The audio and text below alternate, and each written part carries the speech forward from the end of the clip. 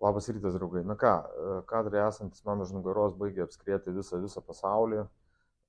Įvyko Donaldo Trumpo ir Vladimiro Putino susitikimas. Visi slavikai, tie slavų Ukrainai žviegia, kaip čia taip, kaip čia taip. Net Stano parašė postą, dar Delfi neparašė, bet gal jau ir parašė. Žodžiu, visi čia kvykia staugė, bet tai įvyko, kas buvo prognozuota, ką adekvatų žmonės ir normalūs prognozavo ir sakė, kad tai anksčiau ar vėliau vyks. Sutikimas, pasižiūrėkite, buvo neįtikėtinai šiltas.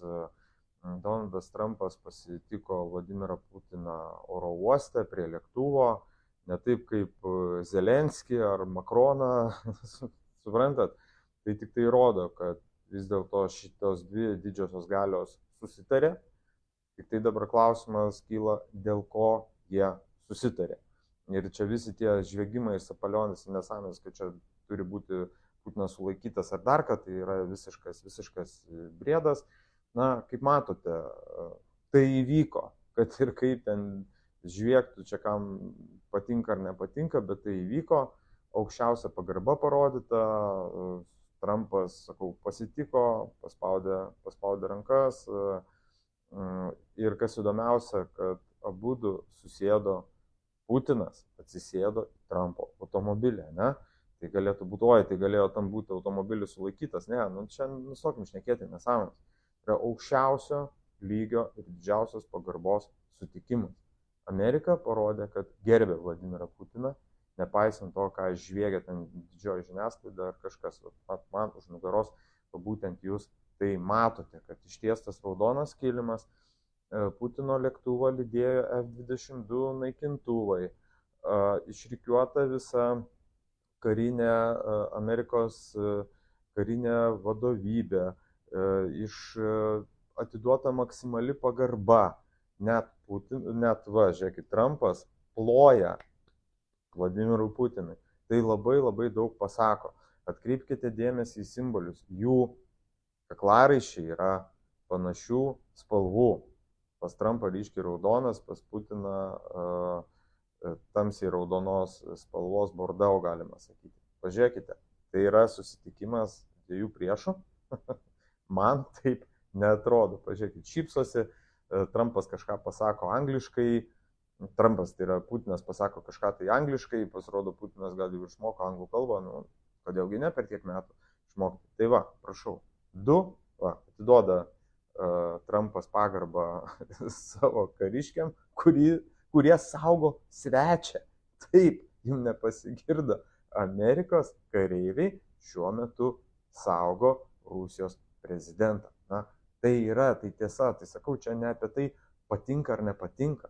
Čia apie tai, kad dvi didžiosios galios, pasikartosiu, panašu, kad susitarė. Ką jie kalbėjo, dar nežinoma. Turbūt girdėjote jau spaudos konferenciją, ar kas stebėjote, kad komentarų jokių žiniasklaidai atsakymų į klausimus praktiškai nebuvo. Buvo bandoma provokuoti Putiną, ten klausti apie Ukrainą, jis visiškai praignoravo, nes jam nusispjavo. Pasisakė Putinas apie tą Ukrainą, kad jo, čia šitas klausimas sprendžiamas ir viskas. Visi slavikai, tie, kurie žviegia slavą Ukrainę, žviegia dabar dar labiau. Tik tai klausimas, tai dabar Lietuva ką puls? Amerika? O Amerikai sankcijas pritaikys Lietuva ar nepritaikys? Ne? Kažkaip tai įdomiai visi šitie reikalai, kaip čia tas dėliosis, kaip čia mūsų ką Nausėdas kalbės, ar visos kitos nuosėdos ką kalbės, neaišku. Tai va, nenoriu šiandien per daug išsiplėsti, visiems gero prasidėjusio savaitgalio, aišku, savaitgalis jau prasidėjo vakar, apie tai ir dar daugiau, detaliai bus ir daugiau informacijos, jau gavau informacijos iš visų šaltinių, ne tik iš Delfi ir iš 15 minučių ar LRT, kur briedą rašo ir žviegia staugia, o šiek tiek yra daugiau. Tai apie tai, kaip ir jau tampa tradicija, sekmadienį tiesioginio eterio metu aš papasakosiu gerokai daugiau. Apie tai kalbės visas pasaulis. Šios savaitės tema ir dar daugelio savaičių pagrindinė tema liks būtent šita. Kaip ir minėjau, pasižiūrėkit, sėda Putinas į Donaldo Trumpo, Amerikos prezidento automobilį. Ką tai rodo? Tai rodo, kad jie pasitikė vienas kitu.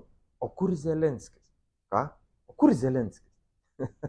Nėra Zelenskis prieš tai tik tai į Angliją nulėkė, į Didžiąją Britaniją, kažką paverkt, pinigų paprašyti. Nu ir keistai nosytė Zelenskis ten vis dar patraukė. O čia prašau, va čia va kalba didžiosios pasaulio galios. O čia yra rimčiausia pasaulio chebra. Nu, kažkada turbūt dar įvyks susitikimas ir su Kinijos Liaudies Respublikos vadovu.